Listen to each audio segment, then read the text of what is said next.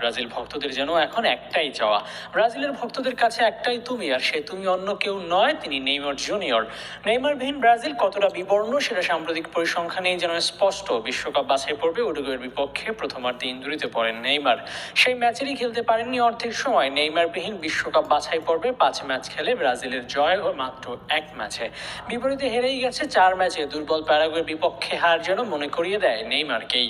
দলের দুঃসময় তাই স্বস্তি খুঁজতে পারে ব্রাজিল দল, কেননা বিশ্বকাপ বাছাই পর্বের পরবর্তী ম্যাচে নেইমারকে যে দল পাবে তারা। এখন এই বিশ্বকাপ বাছাই পর্বের সর্বোচ্চ অ্যাসিস্টকারী নেইমার। ব্রাজিলের যতই দুঃসময় আসুক, নেইমারকে নিয়ে যে বদলে যায় দলের চিত্র সেটা অনেকটা নিশ্চিত, আর সেখানেই তাই ভরসা সমর্থকদের। অনেকটাই ফিট হয়ে আসছেন নেইমার। এই মাসের শেষ দিকে ফিরতে পারবেন মাঠের ফুটবলে, আর তাহলে আগামী বিশ্বকাপ বাছাই পর্বের ম্যাচেই তাকে পাওয়া যাবে।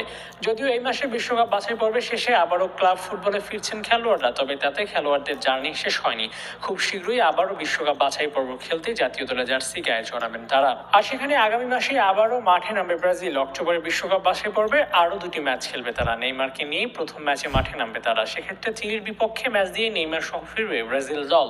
শুধু নেইমার নয়, সেই ম্যাচ দিয়ে ফিরতে পারেন রাফিনহা, সাভিওরা। বার্সেলোনার রাফিনহা এবারের বিশ্বকাপ বাছাই পর্বে ম্যাচ খেলেননি কার্ড জটিলতায়, তাই সাভিও দলে এসেও ছিটকে যান ইনজুরির কারণে। এদের দুজনকে নিয়ে উইং আরও শক্তিশালী করবে ব্রাজিল।